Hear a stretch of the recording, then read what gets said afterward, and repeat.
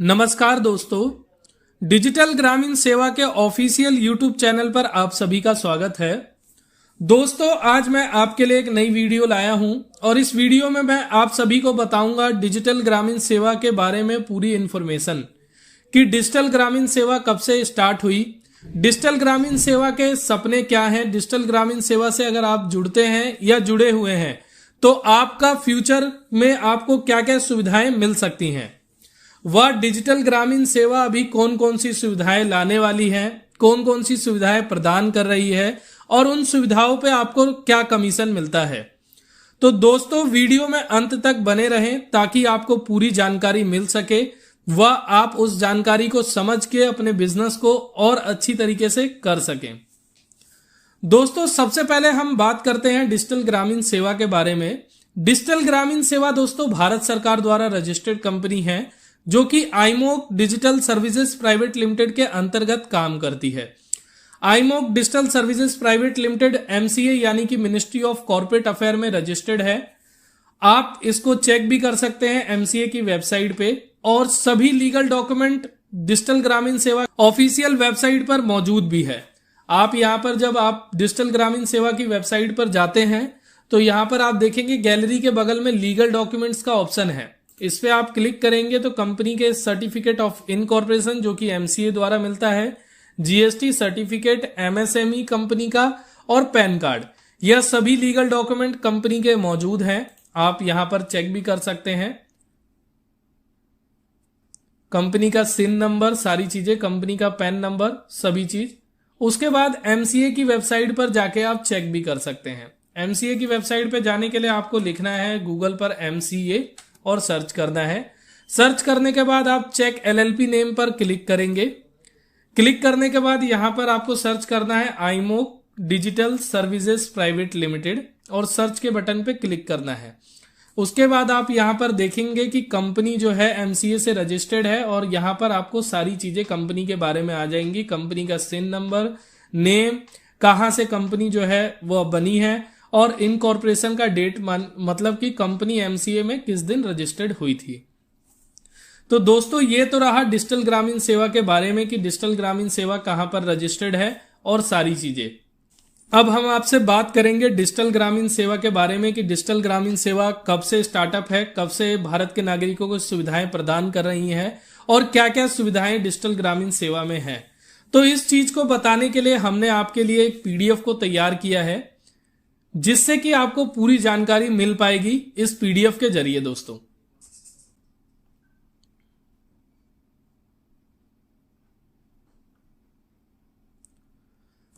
साल 2018 में दोस्तों डिजिटल ग्रामीण सेवा का शुभ आरंभ हुआ था और डिजिटल ग्रामीण सेवा भारत के सभी नागरिकों के लिए सभी तरह की डिजिटल सुविधाएं व रोजगार प्रदान कर रही है साल 2018 से। दोस्तों, साल 2019 में दोस्तों डिजिटल ग्रामीण सेवा ने कई बैंकों व कई सरकारी व गैर सरकारी संस्थाओं से जुड़कर 30 से भी ज्यादा सुविधाएं आप तक पहुंचाई और आईमोक डिजिटल सर्विसेज प्राइवेट लिमिटेड का शुभारंभ किया।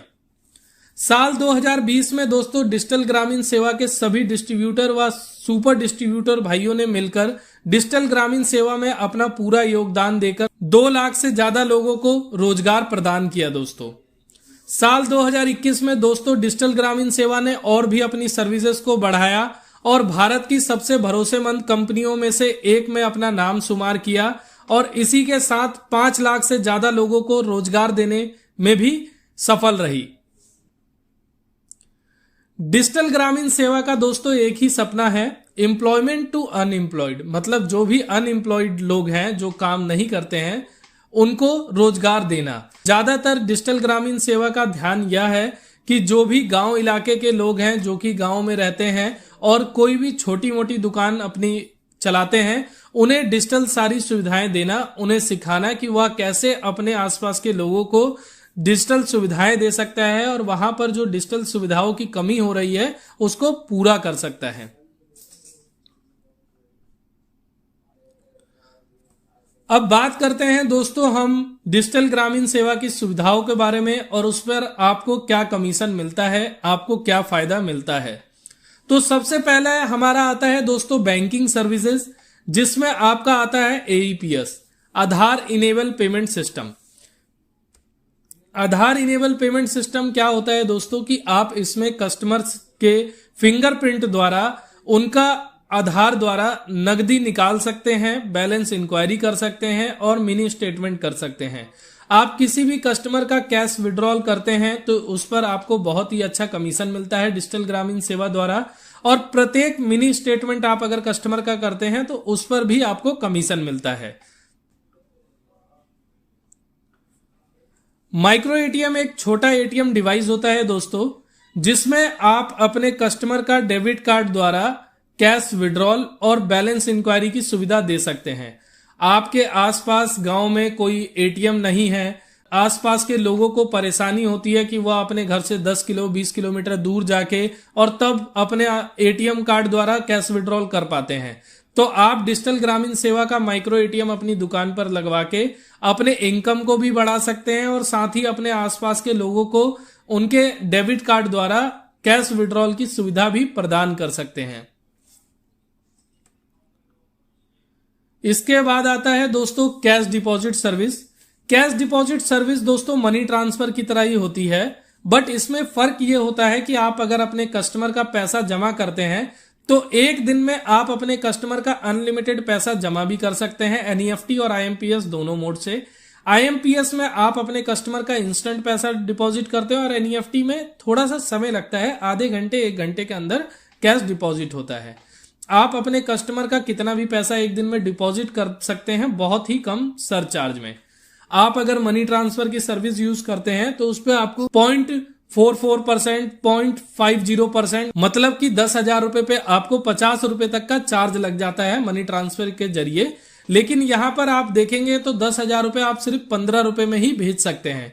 मतलब कि आप कैश डिपॉजिट या मनी ट्रांसफर कराने आपके पास कोई कस्टमर आता है तो आप उनसे 1% लेते हैं, यानी अगर मान लीजिए कोई आपके पास 20,000 रुपए निकालने आता है तो आप कस्टमर से 20,000 का 1% यानी 200 रुपए लेंगे, और आप जब उनका 20,000 रुपए उनके अकाउंट में डिपॉजिट करेंगे अपने वॉलेट के माध्यम से तो आपका उस पर 25 रुपए का चार्ज लगेगा। मतलब करीबन 175 रुपए का आपका फायदा होता है कैश डिपॉजिट की सर्विस से, अगर आप अपने कस्टमर का कैश डिपॉजिट अपनी दुकान से डिजिटल ग्रामीण सेवा के माध्यम से करते हैं। तो दोस्तों अब बात करते हैं मनी ट्रांसफर। जैसा कि आप सभी को मैंने अभी बताया कि कैश डिपॉजिट सर्विस जो है वह मनी ट्रांसफर से ज्यादा फायदेमंद है दोस्तों। लेकिन आपके पास कोई भी कस्टमर 2,000 रुपए से नीचे अगर मनी ट्रांसफर कराने आता है तो आप मनी ट्रांसफर की सर्विस का इस्तेमाल करें, जिससे आपको बेनिफिट रहेगा। अगर मान लीजिए आपके पास कोई कैश मनी ट्रांसफर कराने आता है, वह आता है 1,600 रुपए, तो यहाँ पे अगर 1,600 रुपए आप डिपॉजिट करते हैं तो आपको 15 रुपए का सरचार्ज लगता है कैश डिपॉजिट से। लेकिन उसी जगह आप अगर मनी ट्रांसफर सर्विस का इस्तेमाल करते हैं तो आपको उसमें 12 रुपए ही चार्ज लगता है। कस्टमर से आपको 1% चार्ज लेना है यानी 20 रुपए, 8 रुपए आपको डिजिटल ग्रामीण सेवा कमीशन दे देता है, यानी आपका 12 रुपए चार्ज लगा। तो आप अगर 2,000 रुपए से नीचे कोई भी आपके पास मनी ट्रांसफर की सर्विस का इस्तेमाल करने आता है कस्टमर, तो आप उन्हें मनी ट्रांसफर की सर्विस से ही करें, अन्यथा कैश डिपॉजिट से, ताकि आपको ज्यादा फायदा हो। अब बात करते हैं हम आधार पे के बारे में दोस्तों। आधार पे एनपीसीआई द्वारा एक विकसित ऐसा माध्यम है जिसमें आप कस्टमर का फिंगरप्रिंट द्वारा स्कैन करके एक दिन में 50,000 रुपए तक विड्रॉल कर सकते हैं। आधार पे को लाने का मेन कारण यही था दोस्तों कि जब नोटबंदी हुई और कोविड आया, उस समय पे लोग अपने आसपास बहुत ज्यादा पैसा विड्रॉल नहीं कर पा रहे थे बैंक से या फिर अपने नियरेस्ट किसी एटीएम से। तो यह एनपीसीआई द्वारा एक प्रोग्राम निकाला गया जिसमें आधार पे द्वारा आप अपने कस्टमर का एक दिन में 5 बार 10-10 हजार करके 50,000 तक विड्रॉल करके उन्हें दे सकते हैं।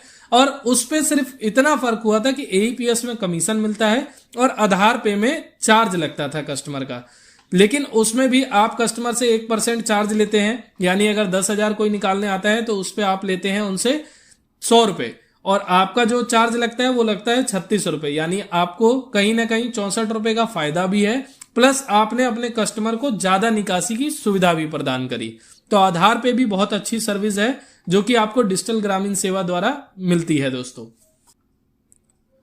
इसके अलावा अब हम बात करते हैं सबसे पहले लोन रीपेमेंट। आप अगर डिजिटल ग्रामीण सेवा से अगर अपने कस्टमर को लोन रीपेमेंट की सुविधा देते हैं दोस्तों, तो उसमें भी आपको बहुत अच्छा कमीशन मिलता है। आप अपने कस्टमर का जोमेटो, स्विगी, बजाज या इन सब किसी का भी अगर लोन का रीपेमेंट है तो आप डिजिटल ग्रामीण सेवा के माध्यम से कर सकते हैं सीएमएस की सर्विस के जरिए। इसके बाद आता है बैंक अकाउंट और demat account opening. Bank account और डीमेट अकाउंट ओपनिंग अभी हमारे पास हाल में ही आई है और यह सर्विस आप सभी को बहुत ही फायदा देने वाली है दोस्तों।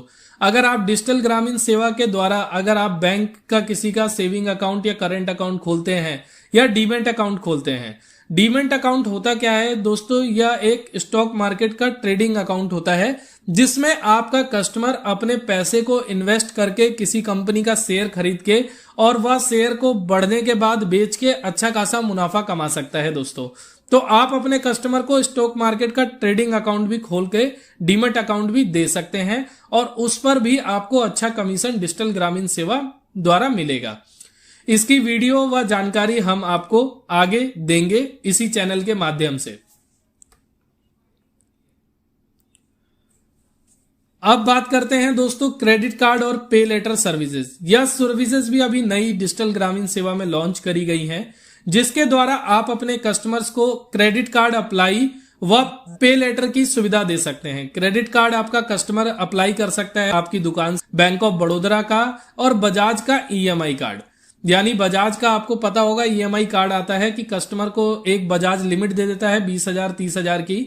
वह कोई भी इलेक्ट्रॉनिक या कोई भी प्रोडक्ट खरीदता है तो वह उस पे ईएमआई बनवा सकता है। और इसके अलावा फ्री चार्ज पे लेटर की सर्विस है, जिसमें सेम ऐसी आप अगर कस्टमर का फ्री चार्ज पे लेटर में एक अकाउंट बनाते हैं तो उसमें कस्टमर को एक लिमिट मिल जाती है कि आपको 10,000 की लिमिट मिल गई है, जिसका आप इस्तेमाल करके और 1 महीने या 1.5 महीने बाद जब आपके पास पैसा आएगा तो आप पे कर दीजिए और उस पर आपको कोई भी एक्स्ट्रा चार्जेस नहीं लगेंगे। लेकिन उसमें आपको फ्री चार्ज की तरफ से एक लिमिट मिलती है कि आप पूरे महीने में इतने पैसे का ही इस्तेमाल कर सकते हैं और उसे पे करने के बाद आप दोबारा वो लिमिट आपके पास आ जाती है। इसके अलावा मनी टैप लोन अप्लाई आप अपने कस्टमर्स का कर सकते हैं, जिसमें आप अपने कस्टमर को 15,000 से ऊपर का कोई भी लोन दिलाते हैं तो उस पे आपको अच्छा कमीशन मिलता है दोस्तों। अब बात करते हैं हम दोस्तों पर्सनल और बिजनेस लोन सर्विसेज के बारे में। आप अपने कस्टमर को पर्सनल व बिजनेस लोन दोनों ही अपनी दुकान से प्रोवाइड कर सकते हैं।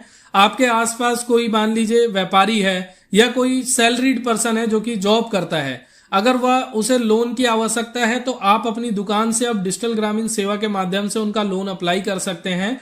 और बैंक द्वारा मतलब बहुत सारे बैंकों का वहां पर कंपेयर करेगा कि किस बैंक से वो लोन लेना चाहता है, किस बैंक से उसे लोन मिल रहा है। तो जिस भी बैंक से उसे लोन मिलेगा और जितना अमाउंट मिलेगा उस पे आपको बहुत अच्छा कमीशन मिलता है 1% के अंदर। तो अब आप लोन, बिजनेस लोन और पर्सनल लोन की सुविधाएं भी अपने कस्टमर्स को प्रोवाइड कर सकते हैं डिजिटल ग्रामीण सेवा के माध्यम से दोस्तों। इसके बाद मोबाइल रिचार्ज, आप अपने कस्टमर का प्रीपेड नंबर रिचार्ज कर सकते हैं और उस पर बहुत ही अच्छा कमीशन कमा सकते हैं दोस्तों। आप मान लीजिए 1,000 रुपए का रोज का अगर रिचार्ज करते हैं तो 1,000 रुपए पे आप आराम से 20 से 30 रुपए तक रोजाना कमा सकते हैं मोबाइल रिचार्ज करके ही। इसी की तरह आप अगर डीटीएच का रिचार्ज करते हैं अपने कस्टमर का, तो डीटीएच के रिचार्ज पे भी आप अपने कस्टमर द्वारा बहुत अच्छा कमीशन कमा सकते हैं। आप अगर 1,000 रुपए तक भी रोजाना रिचार्ज करते हैं डीटीएच का तो आप आराम से 40 से 50 रुपए कमा सकते हैं डीटीएच के रिचार्ज द्वारा दोस्तों। बिजली बिल पेमेंट आप कर सकते हैं डिजिटल ग्रामीण सेवा से।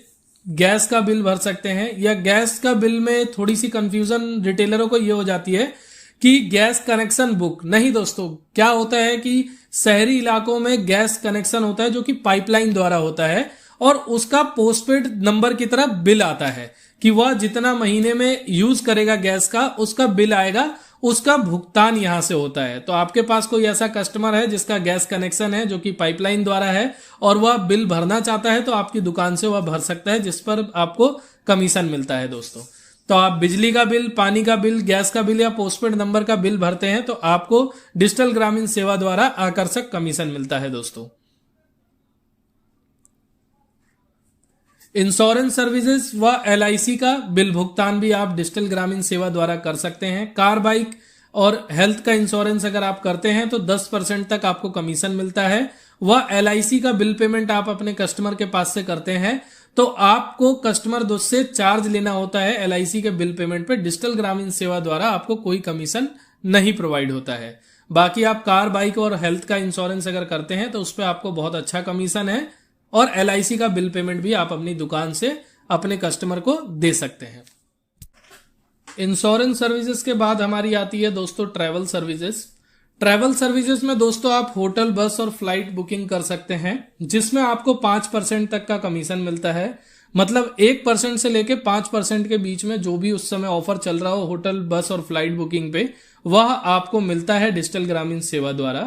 IRCTC की एजेंट आईडी आपको एड ऑन परचेज करनी होती है जिसमें आपको डोंगल डिवाइस मिलता है। दोस्तों आप डोंगल द्वारा अपने कस्टमर्स का IRCTC से टिकट बुक कर सकते हैं और उस पे आपको बहुत ही अच्छा कमीशन मिलता है। अगर आप स्लीपर की टिकट बुक करते हैं तो पर टिकट पर PNR आपको 15 रुपए मिलते हैं और AC की अगर बुक करते हैं तो उसमें 30 रुपए आपको मिलते हैं पर PNR। तो आप IRCTC एजेंट आईडी लेके और रेलवे की टिकट भी डिजिटल ग्रामीण सेवा द्वारा बुक कर सकते हैं अपने कस्टमर्स की।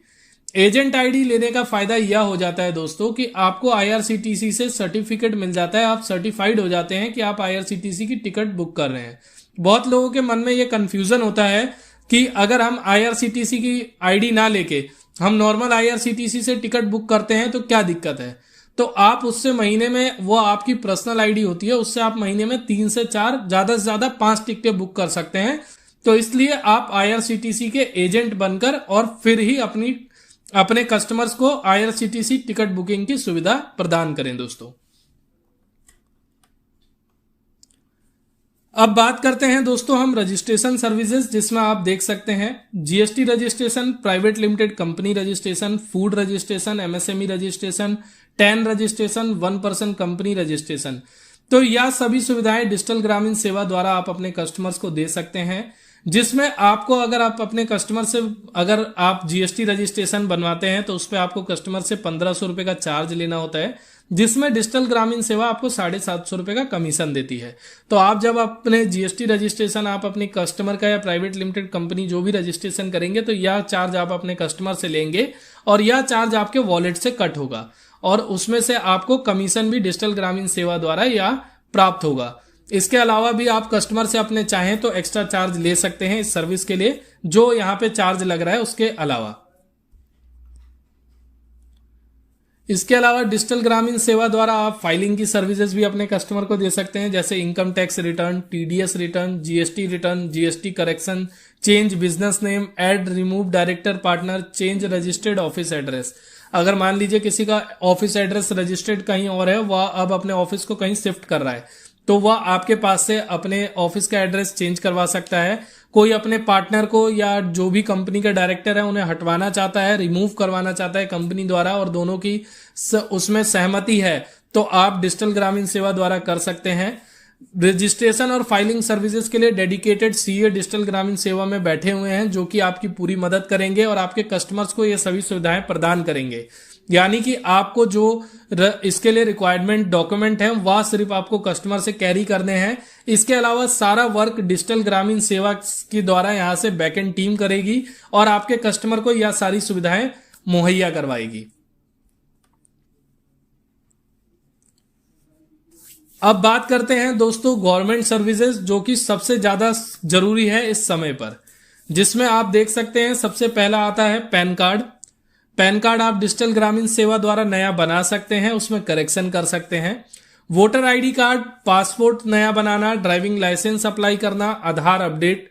आधार अपडेट में क्या होता है दोस्तों, जिसका कस्टमर का अगर रजिस्टर्ड मोबाइल नंबर है आधार में तो उनका कुछ आप चेंजेस कर सकते हैं। अगर वो आपके पास आता है, जैसे एड्रेस गलत है, नाम गलत है और फादर का नेम चेंज करवाना चाहता है। कई बार क्या होता है, महिला मैरिड हो गई, उनकी शादी हो गई है, वह चाहती है कि पिता का नाम हटा के और अपने पति का नाम अपने आधार कार्ड पे लिखवाना, तो वह सुविधा भी आप दे सकते हैं। लेकिन उसमें कस्टमर का नंबर आधार द्वारा रजिस्टर्ड होना चाहिए, उसके पास मोबाइल नंबर लिंक होना चाहिए आधार अपडेट के लिए।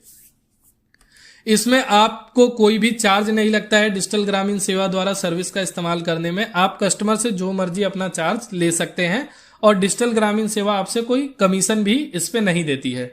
तो आप चाहें तो वोटर आईडी कार्ड, पासपोर्ट बनाने पे जो भी गवर्नमेंट की फीस लगती है उसके अलावा आप अपना चार्ज कस्टमर से ले सकते हैं दोस्तों।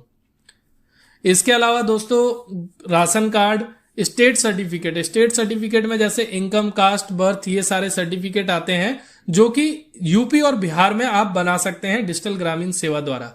अगर कोई आपके पास, मान लीजिए आप गुजरात के हैं या किसी अन्य राज्य के हैं यूपी और बिहार को छोड़ के, और आपका कोई कस्टमर वहां पे यूपी और बिहार से बिलोंग करता है और वह इस सर्विस को लेना चाहता है, तो आप अपने कस्टमर को यह सर्विस दे सकते हैं। और यूपी और बिहार यानी उत्तर प्रदेश और बिहार के तो सभी लोग अपने राज्य में या सभी सुविधाएं प्रदान कर सकते हैं। पीएम किसान योजना की सर्विस अभी नई ही लॉन्च करी गई है डिजिटल ग्रामीण सेवा में। आप पूरे भारत में पीएम किसान योजना अपने कस्टमर को यह सर्विस दे सकते हैं। लेबर कार्ड आप यूपी, उत्तर प्रदेश और बिहार का आप बना सकते हैं डिजिटल ग्रामीण सेवा के माध्यम से और अपने कस्टमर को लेबर कार्ड की सुविधा दे सकते हैं दोस्तों।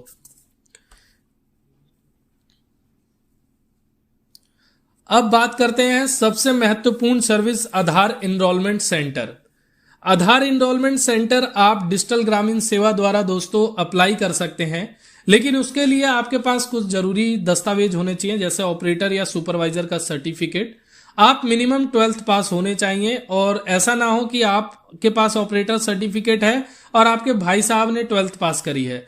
आपके ही नाम पे सारे डॉक्यूमेंट होने चाहिए, मतलब आपकी ही 12th की मार्कशीट होनी चाहिए और ऑपरेटर सुपरवाइजर का सर्टिफिकेट। 12th प्लस आप पढ़े लिखे हैं तो और अच्छी बात है, लेकिन मिनिमम 12th आप पास आउट होने चाहिए।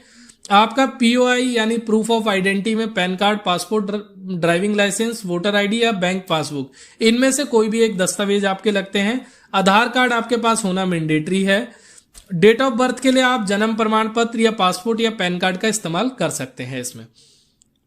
इसके अलावा आधार में क्या क्या सेवाएं मिलती हैं वह आप देख सकते हैं। आपके अगर आधार इनरोलमेंट सेंटर अगर डिजिटल ग्रामीण सेवा द्वारा आपको मिलता है तो आप नया आधार कार्ड बनाना, आधार कार्ड में नाम बदलें, आधार कार्ड में पता बदलें, आधार कार्ड में जन्म तिथि बदल सकते हैं, आधार कार्ड में फिंगरप्रिंट अपडेट कर सकते हैं, मोबाइल नंबर अपडेट कर सकते हैं व ईमेल आईडी अपडेट कर सकते हैं। तो आप डिजिटल ग्रामीण सेवा द्वारा अगर आधार सेंटर खोलना चाहते हैं अपने नियरेस्ट, और डिजिटल ग्रामीण सेवा द्वारा अगर आप आधार सेंटर खोलते हैं दोस्तों, तो अब यह प्राइवेट सेक्टर में वैलिड नहीं है। आपको आधार सेंटर अगर मिलता है डिजिटल ग्रामीण सेवा द्वारा या सभी दस्तावेज होने के बाद, तो आप आधार सेंटर सिर्फ या तो अपने नियरेस्ट किसी बैंक में या पोस्ट ऑफिस में या ब्लॉक तहसील में खोल सकते हैं। जब आपकी यह फाइल, आपके सारे डॉक्यूमेंट डिजिटल ग्रामीण सेवा द्वारा गवर्नमेंट को भेजे जाते हैं तो यूआईडीआई वहां पे आपके नियरेस्ट जो भी बैंक या पोस्ट ऑफिस है वहां पर आपको जगह देती है जहां पर आप बैठकर काम कर सकते हैं और अपने कस्टमर को आधार की सभी सेवाएं प्रदान कर सकते हैं। अब बात करते हैं दोस्तों डिजिटल ग्रामीण सेवा में सीएसपी पॉइंट के बारे में। डिजिटल ग्रामीण सेवा दोस्तों आपको 4 बैंकों का सीएसपी प्रोवाइड कराता है, कस्टमर सर्विस पॉइंट, जिसमें आपका bank of Baroda, HDFC, ICICI और आरबीएल बैंक। सीएसपी लेने के लिए डिजिटल ग्रामीण सेवा में आपके पास जो डॉक्यूमेंट जरूरी होने चाहिए वो होने चाहिए 2 passport size photo, Aadhaar card, PAN card, ID proof में voter ID card, driving licence, ये भी इसमें से कोई भी एक डॉक्यूमेंट और मैंडेटरी है, ड्राइविंग लाइसेंस, पासपोर्ट या वोटर आईडी कार्ड में से। शॉप का एड्रेस प्रूफ जिसमें आपका रेंट एग्रीमेंट या फिर आपका शॉप का बिजली बिल, या सारी चीजें होती हैं। और रेजिडेंट एड्रेस प्रूफ जिसमें आपका इलेक्ट्रिसिटी बिल व राशन कार्ड वैलिड होता है। रेजिडेंस मतलब जहां पर आप रहते हैं वहां पर। अगर आप रेंटेड हैं, जहां पर आप रेजिडेंट है आपका, वहां पे अगर आप रेंटेड हैं तो रेंट एग्रीमेंट वहां का, और आपकी शॉप का भी अगर रेंटेड है तो शॉप का या तो रेंट एग्रीमेंट या तो आपका शॉप का बिजली बिल अगर वह आपके नाम पे है तो।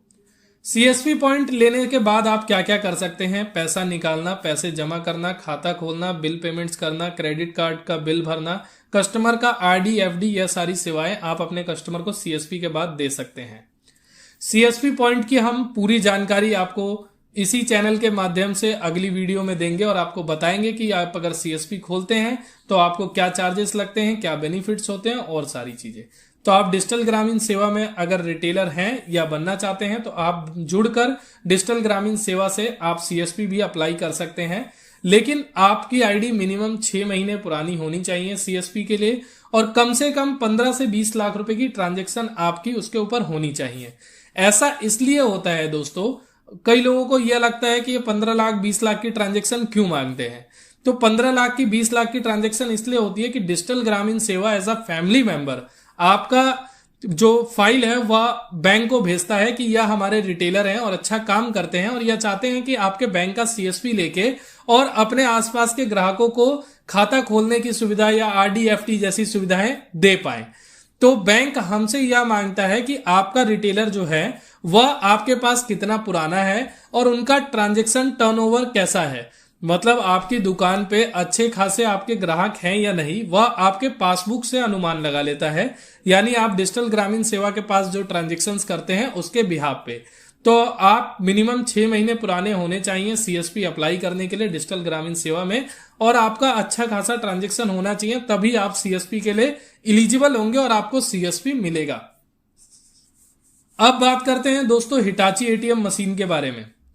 हिटाची एटीएम मशीन दोस्तों एक व्हाइट लेवल एटीएम मशीन होता है। जैसे आपने अपने नियरेस्ट देखा होगा कि एसबीआई का या पंजाब नेशनल का या कई बैंकों का एटीएम मशीन लगी रहती है, जिसमें क्या होता है कस्टमर आता है तो वह कैश विड्रॉल करता है बड़ी मशीन द्वारा। ठीक है, हिटाची एटीएम अप्लाई करने के लिए दोस्तों आपके पास 50 से 80 स्क्वायर फुट की जगह होनी चाहिए और जो आपकी जगह है वह उसकी छत कंक्रीट की होनी चाहिए। ठीक है, हिटाची एटीएम अप्लाई करने के लिए आपके पास कुछ जरूरी दस्तावेज होने चाहिए, जिसमें Aadhaar card, PAN card, account statement और कैंसिल चेक, इंडस्ट्री बेस और जीएसटी नंबर, मतलब एमएसएमई अगर आपके पास है, जीएसटी नहीं भी है तो भी वैलिड है, शॉप का इलेक्ट्रिसिटी बिल, जहां पे आपकी शॉप है जहां पर आप हिटाची एटीएम को लगवाना चाहते हैं वहां का इलेक्ट्रिसिटी बिल। ठीक है, पासपोर्ट साइज एक फोटो, 6 मंथ की आपकी बैंक स्टेटमेंट, मोबाइल नंबर व मेल आईडी आपका। ठीक है, इसमें अब आपको फायदा क्या मिलता है उसके बारे में बता देते हैं। अगर आप 1080 पहली ट्रांजैक्शन करते हैं, यानी कि मान लीजिए आज आपका एटीएम मशीन लगा तो कस्टमर आपके पास आए, पहले दिन मान लीजिए 100 ट्रांजैक्शन आपके पास हुई, दूसरे दिन 500 हुई, तो इसी तरीके से आपका करते हुए 1080 ट्रांजैक्शन तक आपको प्रत्येक नकदी निकालने पर 11 रुपए का कमीशन मिलेगा। और अगर कोई बैलेंस इंक्वायरी या मिनी स्टेटमेंट करता है एटीएम में जाकर तो उस पर आपको 4 रुपए का कमीशन मिलता है। प्रत्येक ट्रांजैक्शन का यह कमीशन है। फिर देन आपका बात करते हैं हम 1080 ट्रांजैक्शन के बाद। 1080 ट्रांजैक्शन के बाद कोई नकदी निकालने आता है तो उसमें आपका 10 रुपए का कमीशन मिलता है, और बैलेंस इंक्वायरी या मिनी स्टेटमेंट करता है तो उसमें आपको 2 रुपए का कमीशन मिलता है। इसमें क्या होता है दोस्तों, ये प्रत्येक ट्रांजैक्शन का होता है, एईपीएस की तरह नहीं होता है। आप चाहे 100 रुपए का कस्टमर विड्रॉल करे, 1000 रुपए का करे, 10,000 का करे, इसमें आपको फ्लैट ये पैसा आपको मिलने ही वाला है। जो कैश आपका होता है वह आप खुद अपने एटीएम में डालेंगे और निकालेंगे। आपने जब मान लीजिए 2 लाख रुपए आपके पास कैश है, वह आपने अपने एटीएम में डाला, शाम तक वह एटीएम से सारे कस्टमरों ने आके पैसा निकाल लिया, और पैसा निकालने के बाद आपका जो वह 2 लाख रुपए है उसका जो भी पर ट्रांजैक्शन का आपका कमीशन होता है वह आपका एक करंट अकाउंट खुलता है हिटाची की तरफ से, जिसमें वह पैसा सेटल हो जाता है और आप नेक्स्ट डे दोबारा जाके अपने नजदीकी किसी भी बैंक में खाता जिसमें आपका हिटाची एटीएम द्वारा खुलेगा वहां आप जाके कैश लेके और दोबारा से मशीन में डाल के और काम कर सकते हैं। तो यह रही दोस्तों हिटाची एटीएम की पूरी इंफॉर्मेशन। इसके ऊपर और भी अधिक जानकारी के लिए हम आपके लिए वीडियो लाएंगे जिसमें आपको पूरा हिटाची एटीएम के बारे में बताया जाएगा कि क्या चार्जेस हैं, क्या बेनिफिट्स हैं, सारी चीजें। दोस्तों भारत में 5 लाख से ज्यादा लोगों ने आत्मनिर्भरता अपनाया है और भारत को डिजिटल बनाने में सहयोग दिया है। तो आप सभी भी डिजिटल ग्रामीण सेवा के द्वारा उन लोगों के साथ जुड़ के अपने आसपास के लोगों को सभी तरह की डिजिटल सुविधाएं प्रदान कर सकते हैं। दोस्तों डिजिटल ग्रामीण सेवा का एप्लीकेशन प्ले स्टोर पे मौजूद है, आप डाउनलोड कर सकते हैं। किसी भी तरह की अन्य जानकारी के लिए व अन्य सहायता के लिए आप हमारे कस्टमर केयर नंबर पर संपर्क कर सकते हैं, हमारी कस्टमर सपोर्ट से संपर्क कर सकते हैं व्हाट्सएप या कॉलिंग के माध्यम से। सुबह 9:30 बजे से लेके शाम को 7:30 बजे तक आप कॉल के द्वारा हम लोगों से संपर्क कर सकते हैं। आप व्हाट्सएप पे 24/7 हमसे सपोर्ट ले सकते हैं। आगे हम आपके लिए इसी तरह से बेहतरीन वीडियोस लाते रहेंगे और आपको डिजिटल ग्रामीण सेवा के बारे में कंप्लीट सभी सर्विसेज पे कंप्लीट आपके लिए ट्रेनिंग वीडियो बनाएंगे ताकि आप डिजिटल ग्रामीण सेवा से सभी सुविधाएं ले पाएं। आज की इस वीडियो में इतना ही दोस्तों। आशा करता हूं आपको वीडियो बहुत पसंद आई होगी। धन्यवाद।